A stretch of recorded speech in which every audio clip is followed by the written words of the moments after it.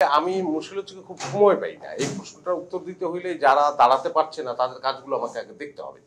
দেখার পরে আমি হয়তো একটা কিছু আপনাকে বলতে পারবো যে ঘাটতিটা যে মনে হচ্ছে। কিন্তু আমি তো আসলে এই যে এত নাটক করি, এত কিছু করার মধ্য দিয়ে তো আমি ওই আন্দাজে ঘাটতির কথাটা বললে এটা আসলে অসততা হবে, এটা বলা উচিত হবে না। আমাদের ছোটবেলায় আমরা তো ফুল ফ্যামিলি নিয়ে আসলে সিনেমা দেখতে যেতাম, একটা চমৎকার সময় ছিল সেটা। তার একটা বড় কারণও ছিল, কারণ ছিল যে আমার কাছে মনে হয় যে তখন তো আসলে টেলিভিশনও খুব কম ঘরে ছিল। সো বিনোদনের একটা বড় জায়গাই ছিল কিন্তু আসলে সিনেমা। তো সিনেমার জন্য ফ্যামিলিতে একটা বাজেটও থাকতো তখন। এখন সিনেমা তো ঘরে ঢুকে গেছে, এটা একটা ব্যাপার।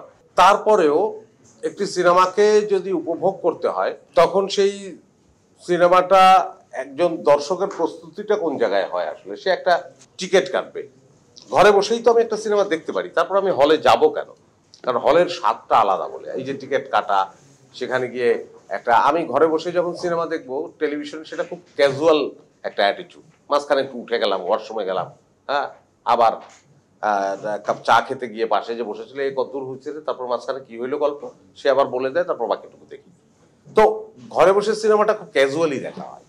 কিন্তু সিনেমা হলে যখন একজন লোক যায় তখন কিন্তু সে একটা প্রস্তুতি নিয়ে যায় যে এই অন্ধকার ঘরে সে মনোনিবেশ করেই সিনেমাটা দেখবে।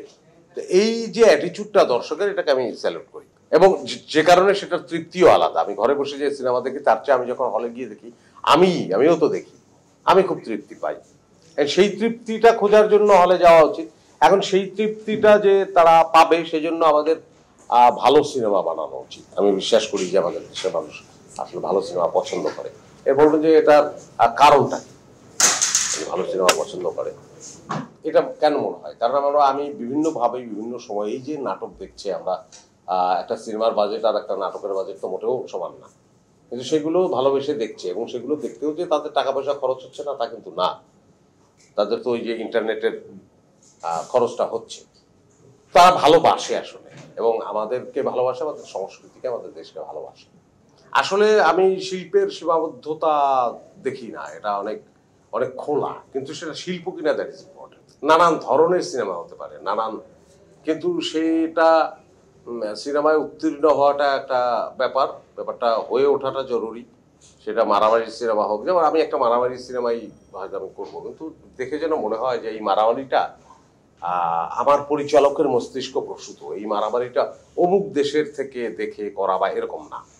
তা আমার কাছে মনে হয় যে আমাদের তেমন সিনেমাতেই আমি আসলে কাজ করতে চাই, যদিও অভিনেতা একটা সীমাবদ্ধতা থাকে ভিজুয়াল মিডিয়ায়, যে এটা আসলে পরিচালক যেমন চান সেই বিষয়ের মধ্য দিয়েই আমাদের অনেক সময় যেতে হয়। তো ব্যক্তিগত রুচির জায়গা থেকে আমি চাই যে আমাদের ছবিগুলো, সেটা মারামারির হোক, সেটা ফোক ফ্যান্টাসি হোক, সেটা যে ইজমের সিনেমাই হোক না কেন, সেটা যেন আমাদের হয়। এই আর যেমন আমরা যে কি চরিত্র করতে চাই, সকল চরিত্র করতে চাই।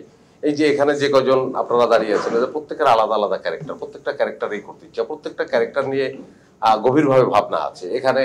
এই যারা উপস্থিত আছেন, প্রথমে আমি যখন বললাম যে আমাকে একটু আগে থেকে জানলে ভালো হয়, তখন যতজন মানুষ হয়েছে এক একজনের মনের মধ্যে এক এক ধরনের রিয়াকশন হয়েছে।